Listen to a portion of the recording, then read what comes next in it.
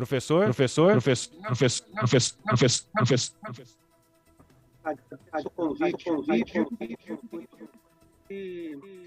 importantíssimo a ser discutido com a sociedade, né?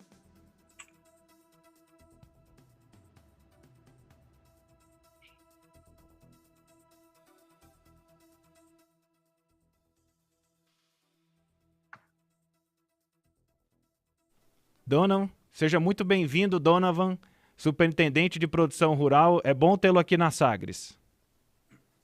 Bom dia, Vinícius. Bom dia, professor Witt. Bom dia, professor Wilson Mosena. Wilson, que foi meu professor na universidade, muita honra estar do lado de vocês aqui. Parabéns, Vinícius, pela condução aí, pelo tema que realmente ele é muito importante e ele impacta bastante, tendo em vista que o agronegócio ele tem uma importância muito grande, não só no PIB, mas na participação que ele tem, na influência que ele tem na economia goiana, principalmente. E quando a gente fala em insumos na agricultura, principalmente, tal qual ela está posta hoje, nos preocupa um pouco se vamos ter que essa mesma safra ou não.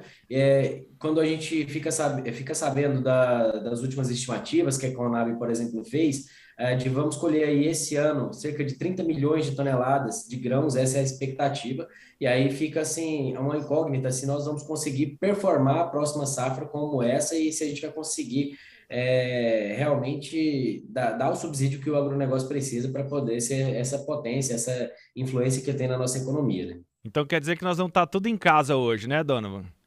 Professor, tudo em casa. Tá tranquilo, vai ser um bom bate-papo, então.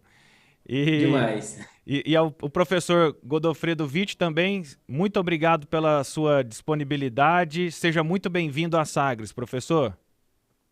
Bom dia ao Sistema Sagres, em especial as pessoas que confiaram em nós, em especial ao Wilson Mosena, uma satisfação revê-lo, ao Donovan Maia, ao Vinícius e também a você. Nós estamos tranquilos para debater, porque Goiás é a nossa casa. Nós praticamente participamos intensamente do agronegócio de Goiás, em especial ao Centro Nervoso de Goiás, que é esse município fantástico denominado de Rio Verde. Então, estou à vontade, eu vou falar aqui em ciência, eu não vou falar em ideologia, eu não vou falar em política, eu vou falar em fatos. E pedir inicialmente que os agricultores tenham paciência. Tudo está sendo resolvido, tudo vai ser resolvido e nós vamos mostrar o porquê durante essa entrevista. Obrigado pela confiança ao querido estado de Goiás. Muito obrigado a todos, né, que se dispuseram a participar. E eu queria começar, então, com o senhor, professor Godofredo. Que impactos essa suspensão... A Rússia, durante a guerra, ela não tinha impedido negócios, né, a comercialização, mas ela tem tido muita dificuldade de logística com esse produto. O que hoje a gente pode dizer que é de preocupação e o que é de alerta com relação a esse cenário envolvendo o consumo de fertilizantes? É evidente, colega, que é preocupante, porque as principais importações de potássio são originárias da Rússia e de Belarus, também chamado Bielorrússia. E como se falou muito bem, nós não podemos ficar preocupados que a Rússia vai bloquear, que a Rússia não vai fornecer mais potássio. A Rússia vai sim continuar fornecendo potássio. O grande problema, como você lembrou bem, é a logística. E essa logística está sendo resolvida porque nós temos moeda de troca. Sem o Brasil, o mundo morre de fome. E a Rússia está incluída nisso. Então, é uma barganha de fertilizantes por alimento, por energia renovável, por água doce, por preservação ambiental. Tudo está ligado ao Brasil. O Brasil tem poder de troca. Então, é evidente que, em termos de logística, é evidente que uma grande saída vai ser através do Mar Báltico, como já está acontecendo, através principalmente da Lituânia. A Lituânia, corretamente, assim como nós, somos a favor dos embargos na Rússia, porque nós não podemos aproveitar de uma situação dessa triste para um povo como o ucraniano e usá-los com esse desespero de informações falsas, de fornecer fontes que não funcionam de potássio. Então, eu entendo que, politicamente, nós devemos deixar isso na mão, e está acontecendo, dos empresários, dos importadores, lembrando que nós temos uma indústria de fertilizante líder do Brasil, que pertence à Rússia, e a Rússia jamais vai querer desativar a produção de fertilizantes, principalmente o potássio, porque ela vai gerar envelhecimento das fábricas, ela vai gerar desemprego. E a Rússia precisa, assim como a Bielorrússia, depende do Brasil para fornecer alimentos. Lembre que o Brasil é o segundo exportador de soja, o segundo de milho, o primeiro de suco de laranja, o primeiro de café, o primeiro de açúcar, o primeiro de carne de frango, o primeiro de carne bovina, o quarto de carne suína. Então, o Brasil é soberano, é questão de negociação. Por favor, não se desesperem. Donovan, para você, o que mais te preocupa nesse cenário, nesse contexto até o momento? Olha, é uma questão de preocupação, sim, nós temos a nossa, com essa guerra que a expectativa era que ela durasse menos, né? Muitos especialistas falando que ela ia durar menos. Nós temos esses embargos econômicos que prejudicam as transações comerciais, então é um ponto de atenção de olharmos. No meu ponto de vista, eu estava olhando hoje a balança comercial. Esse ano, no mesmo período, nós importamos mais fertilizantes do que no mesmo período do ano passado. Ou seja, como o professor Witt bem falou, isso na mão dos empresários, eles vão correr atrás de não desabastecer o mercado, porque eles são os maiores interessados. Eles querem vender. Agora, informações que nós já temos é que as chamadas listas de preço, elas já foram suspensas, e aí o que acontece? Pode ser que nós não tenhamos um desabastecimento, e realmente eu acredito que não vai ter a falta do fertilizante, mas esse burburinho todo em volta desse cenário faz os preços aumentarem, e é um cenário que nós estamos vendo desde a pandemia, e agora ele acentua com a guerra. E aí nós temos um dólar alto, uma taxa de juros alta. Nós vimos aí o Plano Safra que ficou suspenso durante aí, um mês, e aí os produtores rurais ficam tanto apreensivos, isso faz com que os preços subam. E quando o preço sobe, a competitividade do produtor rural fica comprometida. E aí, como eu falei, o professor Wilson Mosena, meu professor aí, ele fala muito, há muito tempo, de uma agricultura diferente, de uma agricultura mais sustentável. E, professor, não por acaso, a pasta que eu estou hoje, a superintendência a qual estou hoje, ela se chama Produção Rural Sustentável. E o que nós imaginamos é o seguinte: vai ter um impacto positivo, viu, Vinícius, em algumas tecnologias sustentáveis. O impacto positivo de nós pensarmos bioinsumos, biofertilizantes e fazer uma força para desdolarizar o nosso custo. E aí é uma força reversa. Toda vez que a gente tem um problema muito grande, como uma guerra, uma pandemia, saídas são encontradas. Então, eu vejo que, inicialmente, no curto prazo, gera um problema, sim, principalmente esse problema de preço. Vamos ver, com o decorrer da guerra, se teremos um problema de abastecimento ou não, mas eu não acredito que vai haver. Mas o problema de preço ele acontece, principalmente por causa da especulação de mercado. Nós vemos aí as commodities batendo aí no interior do estado de Goiás, soja batendo a R$ 190, que há 3 anos atrás isso era 65. Então, assim, é um mercado que mudou demais e a gente está vendo que ele está, milho batendo a R$ 100. Então, assim, não dá para saber como que isso vai performar, ainda mais quando a gente fala assim, nós exportamos bastante, exportamos, mas o nosso mercado interno também depende dos alimentos que são produzidos aqui. E aí, quando nós vemos aí uma notícia de aumento de 25% de reajuste do diesel, aí já abre um alerta: opa, peraí, vem também da Rússia parte do consumo de energia. Então, na verdade, tudo é energia. Então, a gente vai ter que ficar muito atento. O impacto negativo é a questão dos preços e talvez a disponibilidade, mas ele também tem um impacto que eu vejo no cenário de médio e longo prazo, aí, um impacto positivo de nós mudarmos um pouco nossa matriz energética e ter tecnologias cada dia mais sustentáveis.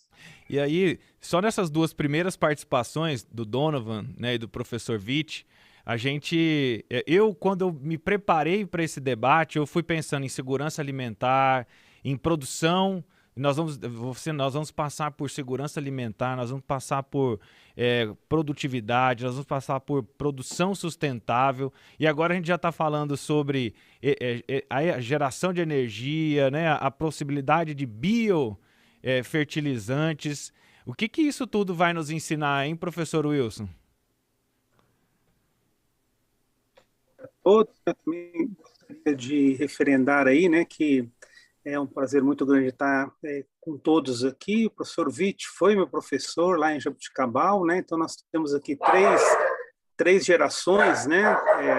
A do Witt, a minha e do Donalvan. Então isso é interessante, inclusive, para fazer um histórico, né, de como é que tem sido a política dos fertilizantes desde a década de 70, da década de 90, e aqui foi lançada aí, né, ontem aí pelo governo, que está sendo gestada desde 2010, né?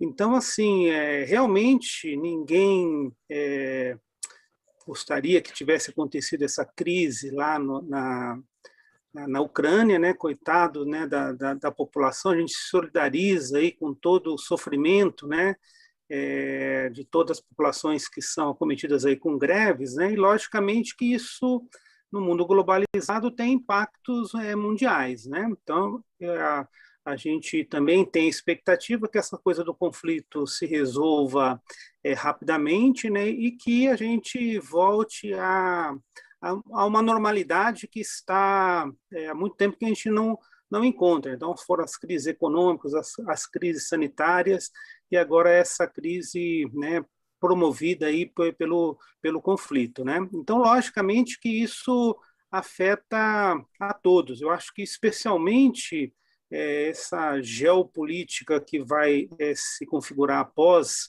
esse momento, né?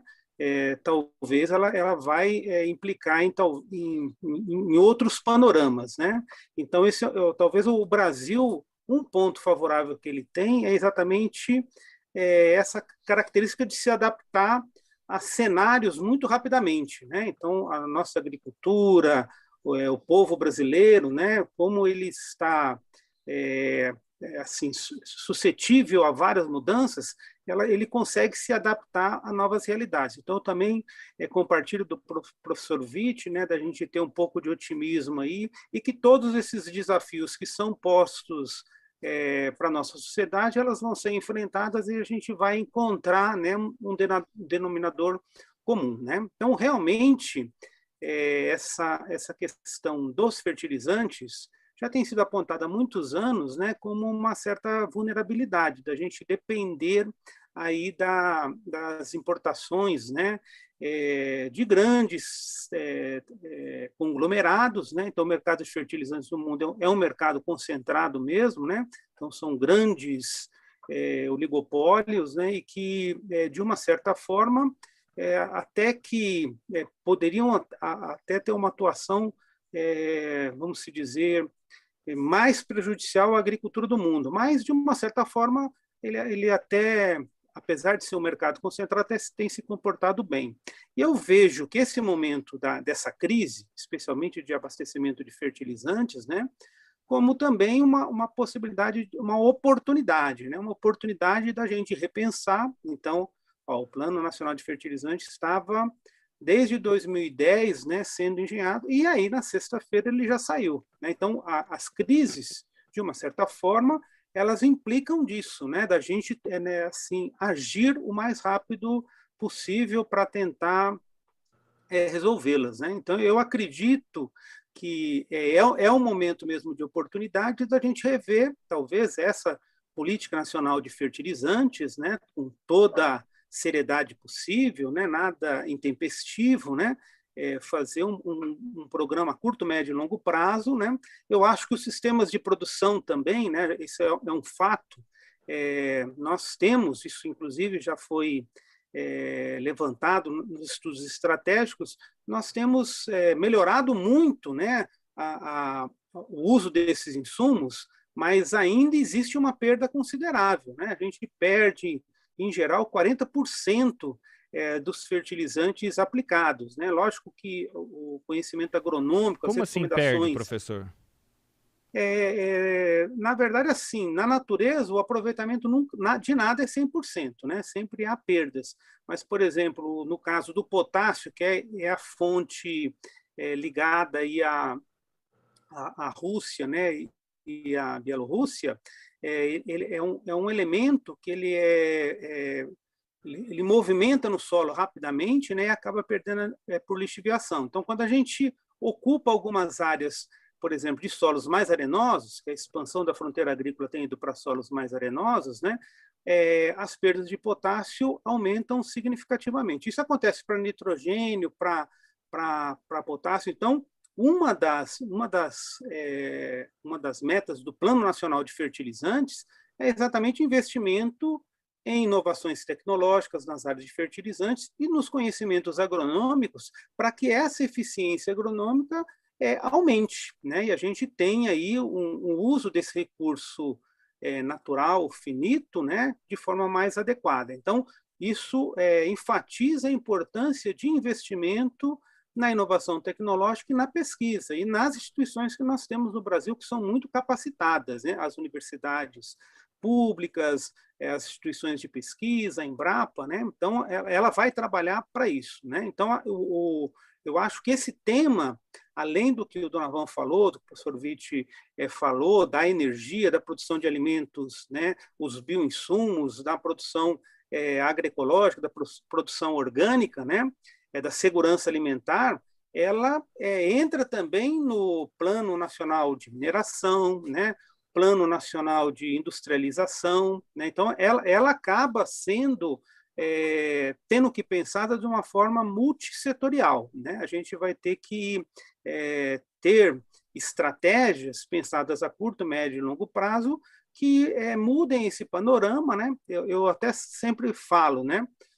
Nós acreditamos, na década de 90, na globalização da economia, né? Quer dizer, o mundo ele tem que, né, ter uma livre transação. Então, o professor Witt comentou mesmo, né? Então, na verdade, essas políticas, né, talvez pontuais, de você impedir a comercialização de países, né, mesmo de vamos se dizer aí com políticas duvidosas, né?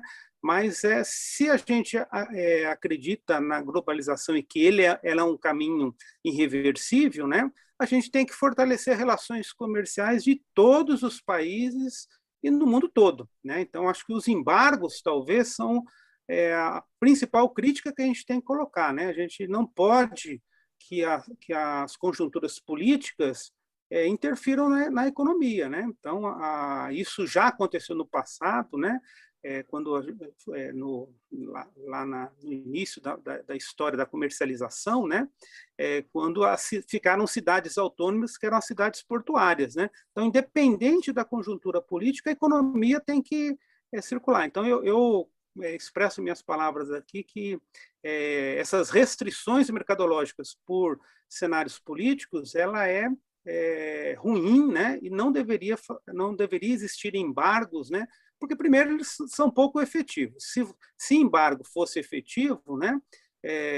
Cuba, que está com 70 anos embargado, ela já tinha ruído e continua, né? Então acho que o embargo é uma estratégia política equivocada, né? Do meu ponto de vista. Só queria se for possível, dar uma complementação fundamental no que comentou o colega, o ex-aluno, sabiamente, o Wilson Mosena. Então, vamos primeiro falar de manejos a curto prazo para potencializar o uso do potássio já para a próxima safra. Então, o Wilson falou corretamente, nem todo fertilizante é aplicado, é absorvido pela planta. Existe competição do sistema. E no caso do potássio, nós temos perdas significativas de potássio por lixiviação, numa linguagem própria. Lixiviação é o arraste do potássio da zona radicular para camadas mais profundas do solo. Então, eu preciso potencializar o uso do potássio e diminuir esse pagamento, essa perda para o sistema. E como fazer isso já de imediato para a próxima safra? Como eu já falei, nós trabalhamos em todo o Goiás, com ênfase em Santa Helena, com ênfase a Goiatuba, com ênfase a Chapadão do Céu. O que nós temos feito para mitigar, para potencializar que o adubo aplicado, que é caríssimo, que 98% é KCl no mundo inteiro, seja absorvido pela planta? Primeiro, o que diminui perda de potássio, o que aumenta a absorção de potássio é aumentar a boca.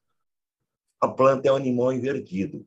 A planta é um homem de ponta cabeça. Se eu aumentar a boca, se eu aumentar a raiz, eu aumento a absorção de água, eu aumento a absorção de nutrientes.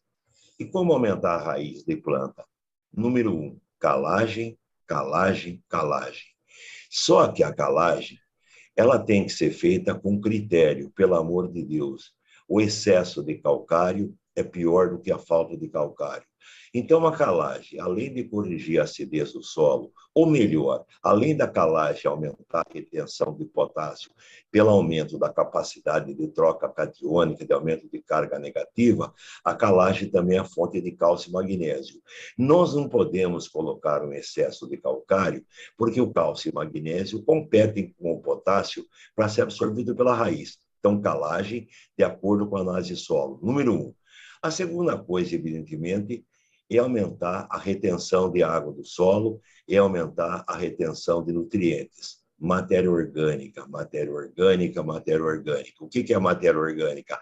Plantio direto, como faz corretamente o estado de Goiás.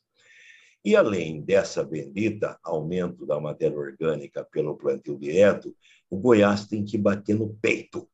Em Santa Helena foi criado o sistema Santa Fé, a consorciação do milho com braquiária. Então, qual planta milagrosa vai buscar potássio perdido? Qual a planta que recicla potássio? Folha estreita. E a planta líder nesse ponto são as braquiárias. Nós temos dados da Embrapa, por exemplo, que a braquiária brisanta, com potencial de produção de 17 toneladas por hectare de matéria seca, ela recicla 340 quilos por hectare de K2O. A braquiária rosesiensis, com uma produção mais modesta de 9 toneladas por hectare de matéria seca, recicla 180 quilos por hectare de K2O. Então, é um milagre as braquiárias, é um milagre o sistema Santa Fé, é um milagre que as folhas estreitas, seja braquiária, seja sorgo, seja milho, seja milheto, potencializa o solo por plantio de soja. Isso é manejo. E, evidentemente, como comentei, além disso, a bendita fontes alternativas orgânicas de potássio. E temos, no Goiás, a possibilidade de usar para as culturas cereais, para as culturas anuais, o esterco e a cama de frango. Cristo, 1 tonelada de cama de frango acrescenta cerca de 30 quilos por hectare de K2O, prontamente disponível para a planta. O esterco de confinamento, a mesma propriedade. Então, reciclar esses resíduos de aves e de animais. Mas faça como a gente faz, por exemplo, em Santa Helena de Goiás. Faça a bendita compostagem.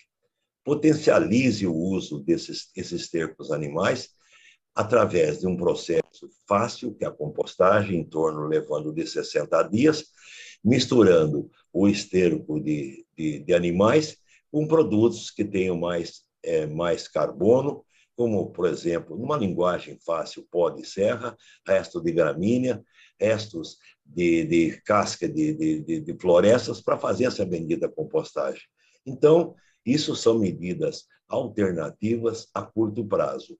Eu vou deixar para depois de ter falado essas medidas culturais, vamos depois falar de medidas, vamos dizer assim, políticas que são possíveis a curto e médio e a longo prazo. Eu vou deixar para o próximo segmento. Mas eu queria fechar com méritos essa colocação do Wilson de transformar o potássio aplicado em potássio absorvido e não em potássio que vá para os mares através da lixiviação. Parabéns, Wilson, pelo gancho, pela essa primeira medida chamada cultural. E, logicamente, Wilson, o que o agricultor vai fazer na soja de primeira safra? Vai aplicar potássio? Vai. Mas mudar a época de aplicação. Não aplicar o potássio em pré ou pós-plantio, porque o potássio é essencial na fase reprodutiva, na fase de enchimento de grãos. Então, aplicar o potássio na primeira flor da soja, no início da fase reprodutiva, no final do estágio vegetativo. Vai ter mais boca para comer, as chuvas que tiveram antes não lavaram esse potássio aplicado, e esse potássio, por ter mais raiz, vai absorver mais KCl na fase reprodutiva. Então, aplique mais tardiamente o potássio, como o Wilson lembrou bem, em solos arenosos. O que é solo arenoso? Que tem baixa retenção de água, baixa retenção de potássio, principalmente nos solos arenosos, como a gente já faz no norte do Goiás, aplicar potássio na fase reprodutiva via solo. Então, são coisas que são ciências, que são conhecimento, né, Wilson? Nós não podemos querer bater de frente com a ciência e inventar fórmulas mágicas. São simples manejo. E lembre, a gente deve muito a uma pessoa que está muito doente, e é interessante que pessoas que não gostam da reportagem, como não gostam de aparecer, são esquecidas, como o grande colega João Mirikizuki, idealizador do Sistema Santa Fé, junto com o Ricardo Merola, com o qual nós temos hoje o privilégio de trabalhar, seja em Santa Helena e Goiás, seja na Bahia, no sul da Bahia, com sistemas irrigados de soja e feijão. Então, são medidas mostradas por pessoas que dedicaram sua vida à ciência. Professor Witt, até assim, eu estou vendo a interação de vocês. Eu quero dizer assim que eu posso participar desse grupo porque eu sou filho de engenheiro agrônomo. Então, parabéns. Você é o invasor do domicílio. Exatamente, tá bom. Exatamente.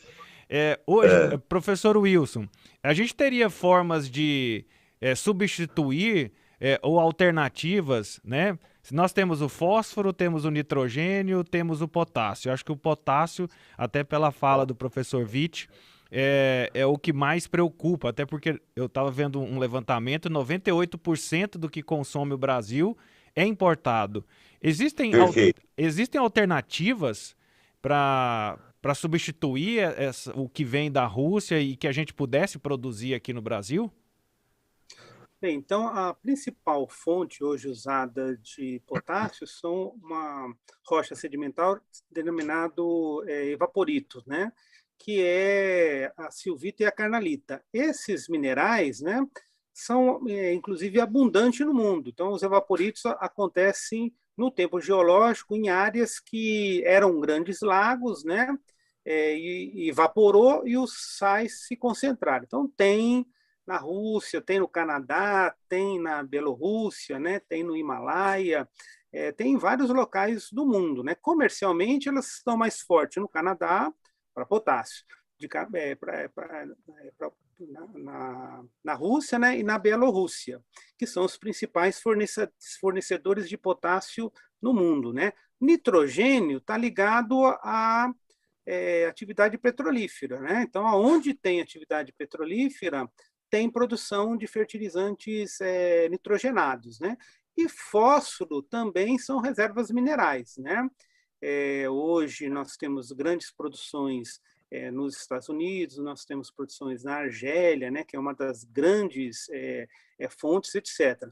Então, essas são as fontes que estão disponíveis no mundo e quase todas elas, em termos de volume de comercializado, fora do país. O Brasil tem jazidas de potássio, né, tanto de evaporitos, então em Sergipe, essa que foi aventada em terras indígenas, né, que poderiam ser utilizadas no Pará, que são a mesma fonte, evaporitos, né? Nós temos no Brasil reservas de fósforo também, né, que são utilizadas. Então, por exemplo, em Catalão, que é aqui em Goiás, nós temos jazidas ali, fontes de fósforos nacionais, mas por uma conjuntura política, né, talvez, e econômica, elas trabalham com uma capacidade de produção em torno aí de 40%, 50% da sua capacidade. Então, as fontes nacionais de fósforo poderiam estar aumentando essa demanda. E o nosso polo petroquímico também, né, poderia estar aumentando as nossas demandas também para nitrogênio, né? E que aí que vem essa intersecção, né, com a mineração, né, algumas fontes de potássio silicatadas, né? Então a gente tem visto crescendo aí a onda aí de uma aprovação recente da legislação, que é o uso dos remineralizadores, né, e as fontes sedimentares, né, especialmente sedimentares de fósforo, né, e de potássio. Então, isso tem provocado, especialmente nisso que o professor Witt falou, desses sistemas conservacionistas, que tem mais matéria orgânica, que tem mais atividade biológica, né, uma verdadeira revolução desses produtos, que eram jogados num segundo plano, né? Então, hoje, o Donovan também comentou que os fertilizantes encareceram muito, né? Então, fertilizantes potássicos estavam sendo comercializados a R$ 5.000 a tonelada, né? Então, estão falando com essa crise da guerra aí a 7.500 toneladas na safra de inverno, e se a guerra permanecer por muito tempo, na próxima safra quase o que o dobro, R$ 10.000 a tonelada, né? Então, nesses preços que estão agora, que antigamente era R$ 1.200, R$ 1.300 a tonelada, essas fontes locais, né, se viabilizaram economicamente. Para vocês terem uma ideia, nós aqui da Universidade Federal de Goiás e muitas outras instituições de pesquisa têm testado os pó de rochas, e só a gente aqui já registrou, fez registro no mapa para comercializar mais ou menos 5 fontes, né? Novas, isso nos últimos 6 anos, né? Quase que uma fonte por ano, só o nosso grupo aqui da UFG. Então, uma alternativa é a gente usar esses recursos minerais, que muitas vezes são até resíduos aí da produção de agregados, né? São os finos, os pós de rochas, que estão aí nos depósitos para serem usados, né? E também, logicamente, que essas fontes orgânicas. Então, se a gente pensar a quantidade de resíduo sólido urbano produzido, né, no Brasil, e o que a gente está fazendo com ele, causando N problemas ambientais, só esse resíduo sólido urbano, né, que, na verdade, o resíduo sólido urbano, o lixo nosso, é o alimento que a gente consome, basicamente é os restos de alimentos que a gente consome. Então, lá está cheio de nutrientes, né? E a gente acaba não aproveitando esses resíduos, né? Então, a gente hoje coordena lá na agronomia, né? O Donovan tem participado lá com a secretaria de um cluster, né? Solo bioenergia. Então, produzir bioenergia através desses resíduos, através do biogás, e usar os biofertilizantes, e a compostagem. Então, teve um projeto que foi aprovado com a Cargill para a gente compostar resíduos agrícolas, e a planta é outra quando a gente usa essas fontes orgânicas no desenvolvimento dela, né? Então, além do nutriente fornecido, a planta ela tem outro desempenho, né? Então, é impressionante como esse manejo orgânico, né, via rotação de cultura, via sucessão de culturas, via aplicação de fontes orgânicas, como ela dinamiza, né, o sistema de produção, né? Então, acho que esse é a oportunidade da crise. A oportunidade da crise vai fazer que essas fontes hoje, que a gente deixa num segundo plano, ou terceiro, ou quarto plano, elas venham, né, a ser importante. E resolver, às vezes, problemas ambientais, problemas nutricionais e problemas energéticos, né? Então, é um aspecto aí bastante importante aí para a gente repensar aí como os nossos sistemas de produção se tornem mais sustentáveis, né? E, Donovan, O próprio Donalvan, ele coordena a Política Nacional de Bioinsumos, né, que são nessa linha aí dos orgânicos, de micro-organismos, né, e que é também uma grande oportunidade aí na crise, né, Donalvan? Sim, a gente percebe aí a oportunidade que é, professor Wilson.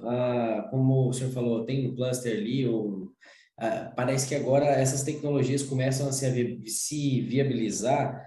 A gente costuma falar, Vinícius, que antes o ambientalmente correto, sustentável até está mudando essa palavra agora de novo, né? A palavra globalização veio, ela foi muito difundida e de repente ela diminui um pouco.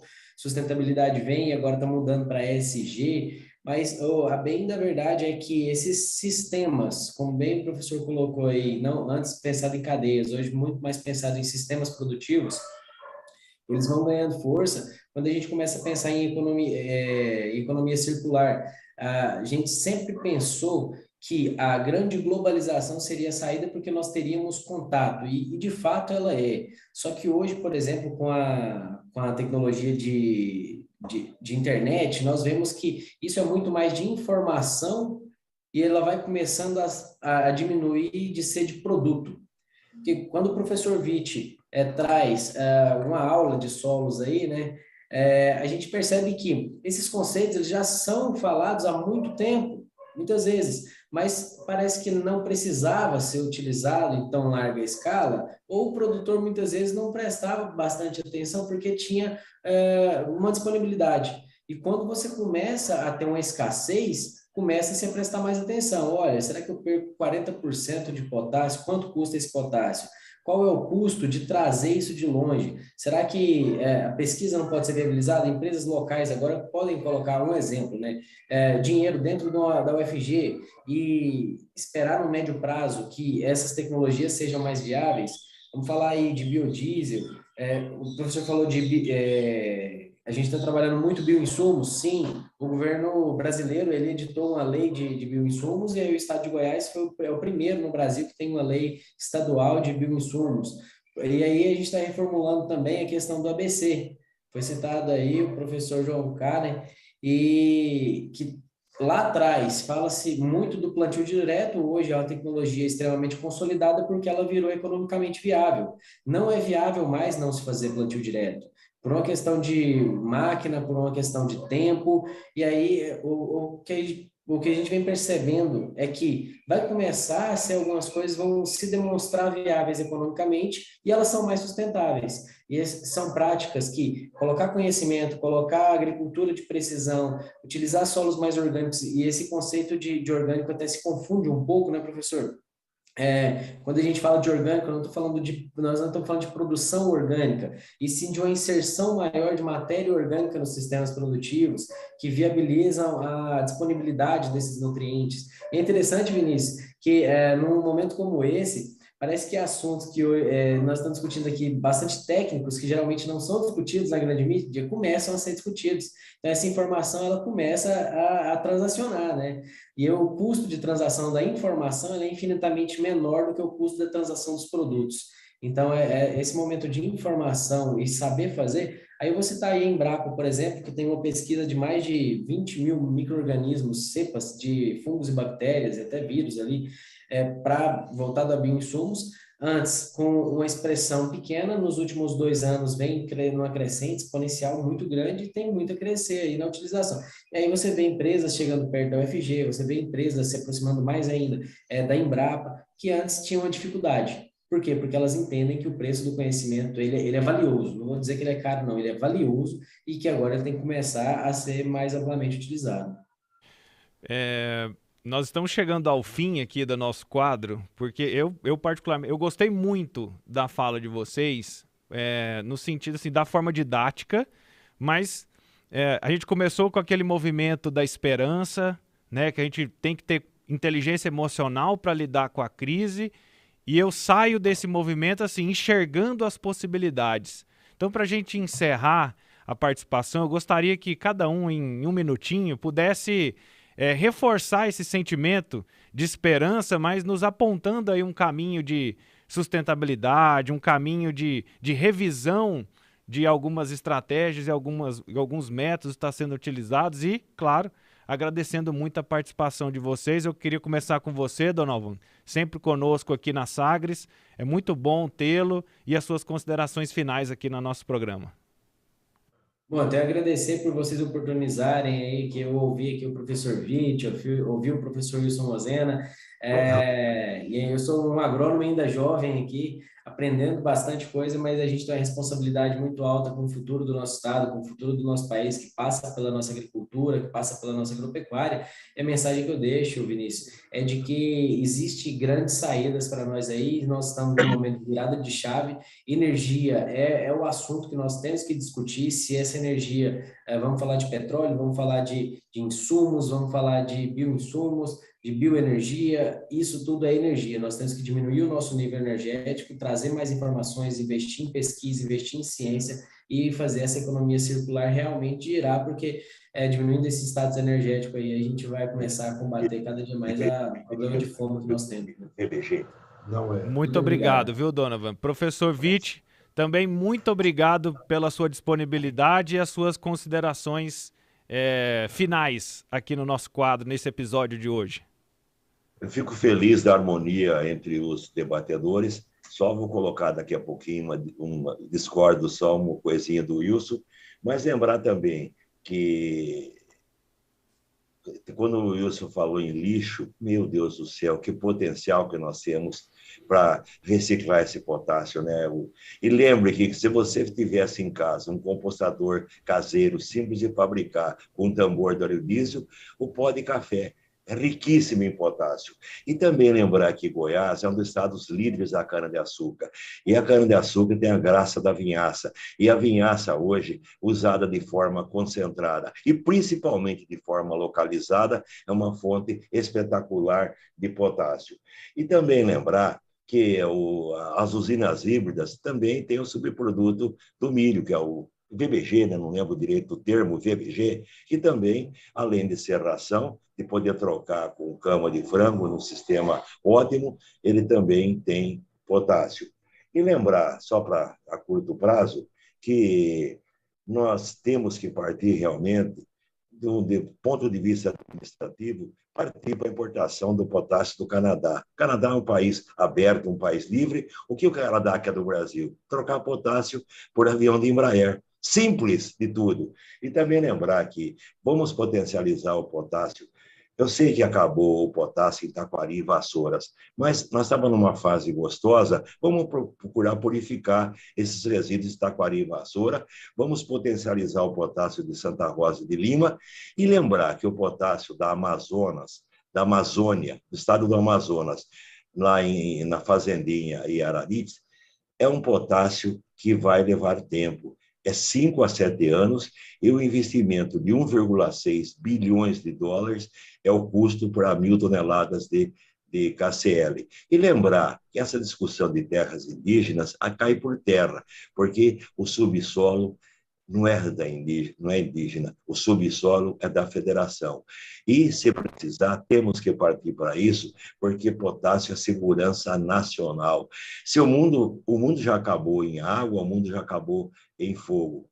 E o mundo, a tendência é acabar em fome pela falta, principalmente de fertilizante do potássio. Isso não vai acontecer, porque eu fiquei feliz da vida que um filho de Deus novo, com um cargo tão importante que é o Donovan, ele é um cara aberto, ele é um cara espetacular. Então, além de vocês ter esse apoio da UFG, vocês têm um órgão fantástico em Rio Verde, que nós trabalhamos em conjunto, chamado GAPES. E nós coordenamos o GAP singular. E o GAPES hoje, temos o privilégio da pesquisadora principal, sua nossa ex-aluna, que é a Bianca. Então, essa live, colega jornalista, esqueci o nome, desculpe, não termina hoje. Começou hoje pelo bom senso que se trouxe dos dois colegas fantásticos, o Wilson e o Donovan, e pela sua praticabilidade como repórter, de também entender, numa linguagem simples, o que é manejo, o que é as dificuldades do potássio. Agradeço de coração e estamos abertos sempre com o nosso querido Goiás para visarmos produzir comida. E lembrar o seguinte, nós temos que pensar na bendita Ucrânia. no azul e amarelo. Viva a Ucrânia, viva a liberdade, viva o Brasil e obrigado. Muito obrigado, professor Witt. E também, professor Wilson, suas considerações finais. É muito bom tê-lo aqui na Sagres, participando e compartilhando conhecimento conosco. Eu que agradeço o convite, muito boa essa manhã mesmo, né? E eu gostaria de sintetizar aí em 5 pontos, né? Vou ser bem sucinto. Eu acho que para essa crise aí, né, militar aí, né, na Ucrânia, é uma oportunidade mesmo da gente reavaliar, né, o nosso setor de fertilizantes, né, que de uma certa forma ele tem uma certa vulnerabilidade por ser concentrado, né? Então, 10 empresas, né, são responsáveis por 80% da comercialização de fertilizantes no mundo, né? Para isso, para a gente diminuir essa dependência externa, tem que investir em pesquisas, né? Em pesquisas, inovações tecnológicas, novos fertilizantes mais efetivos, né? Tem que ter essa preocupação ambiental, né? Logicamente com sistemas sustentáveis, e como o Donalvão falou aí da economia circular, isso usar os recursos naturais de forma correta, né?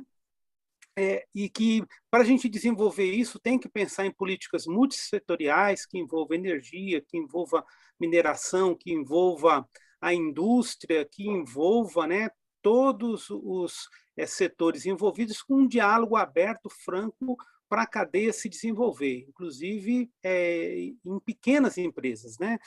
Não só nas grandes.